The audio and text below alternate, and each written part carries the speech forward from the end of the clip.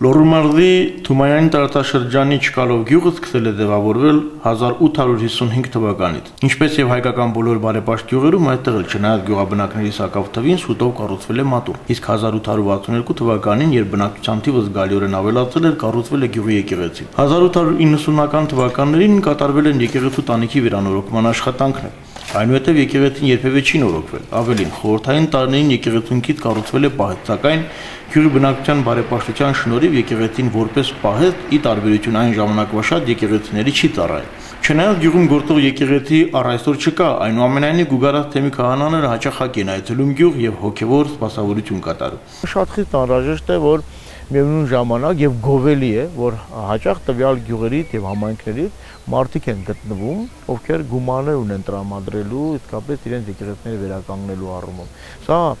երկուստեք օգտակար է լինում։ Նախ համայնքը ինքը փորձում է վերարժևորել պատմությունը։ Երկրորդ, համայնքը ինքը փորձում է ներգրավվել տվյալ աշխատանքում։ Նա փորձում է իր կյանքը փոխել նախ, մինորովի նայել կյանքին, նա փորձում է աշխատանքի միջոցով, գործի միջոցով,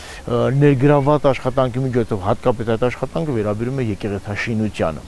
Նրանք մի այլ հարթակի վրա են բարձրացնում իրենց կյանքի նոր որակը, ամեն ինչով օգտակար է լինում։ Չհաշված նաև, որ Աստված իր օրհնությունն է բերում գյուղին, համայնքին, այն բարերարներին, ովքեր պատրաստակամություն են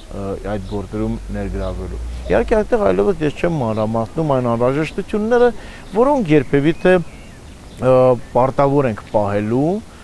որի համար նաև տվյալ դեպքում մեր թեմի համար թեմակար առաջնորդը շատ լուրջ ուշադրություն է դարձնում տվյալ եկեղեցու պատմականությանը, նաև համագործակցությանը, հուշարձանների պաշտպանության, թե ինչպես պետք է այն վերականգնվի, որ մասով եւ ինչպես, եւ ամեն ինչ արվում է ըստ մասնագիտական ցուցման։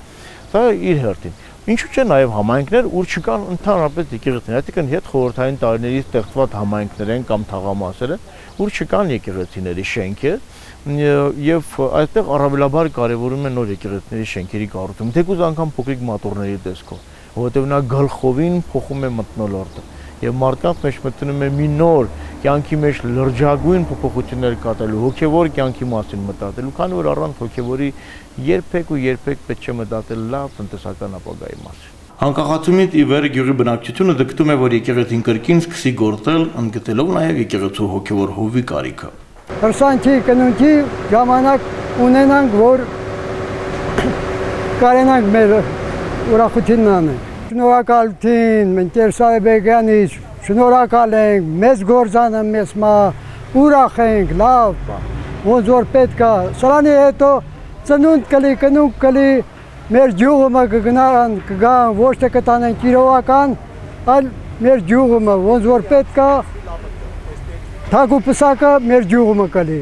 Մենք շատ երախտապարտ ենք, ով ձեռնարկել այս գործունեությունը, լավ բան է, բարի գործ է։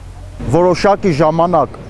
կոմունիստների շրջանում ժողովուրդը հետադիմական է եղել, բայց այսօր երևի կարիքն զգում են էլի։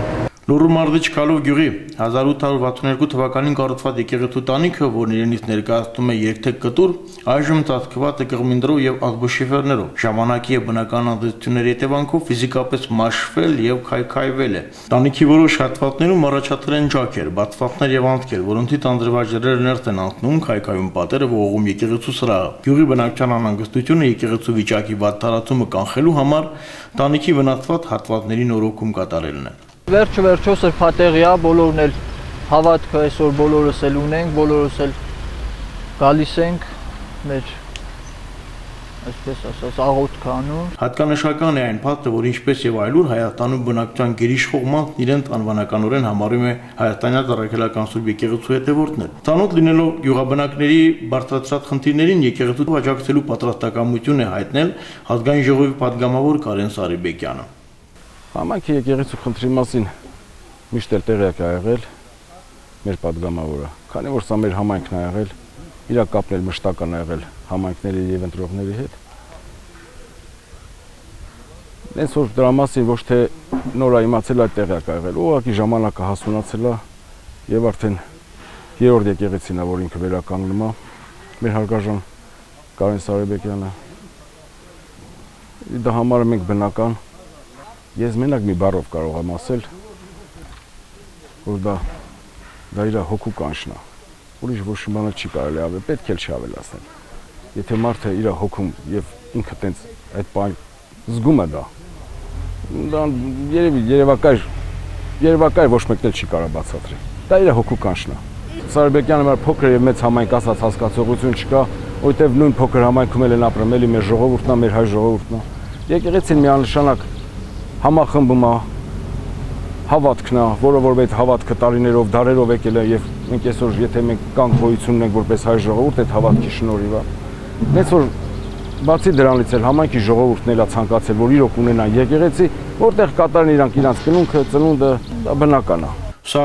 երրորդ եկեղեցին է, որի վերանորոգմանը պատգամավոր աջակցելու ցանկություն է հայտնում, մատնանշելով, որ ցանկացած դեպքում եկեղեցիների թե նորոգման, թե կառուցման, թե որևէ տեսակի վերակառուցման աշխատանքների թե նախաձեռնությունը եւ թե մասնակցությունը պետք է համայնքի բնակիչներին լինի, ապա թե ոչ որևէ արդյունք չունի վերակառուցված ու գեղեցկացած տաճարի առկայությունը։ Այս պարագայում նույնպես բացառություն լինել չի կարող։ Աշխատանքներն սկսելու համար սակայն այդ երկու պայմանները միայն բավարար չեն, թեկուզ եւ կան թե համայնքի նախաձեռնությունը եւ թե պատգամավորի պատրաստակամությունը, բայց եւ այնպես անհրաժեշտ է նաեւ Հայաստանի Հանրապետության մշակույթի նախարարության թույլտվությունը համապատասխան աշխատանքներ սկսելու համար, որի համար էլի ջանքերն են ներդրել թեմակալ առաջնորդ Սեբու arczepiskopos Չուլջյանը, պատրաստելով հնարավոր եւ պահանջվող փաստաթղթերն ու նախագծերը։ Դիվան Գուգարաց թեմի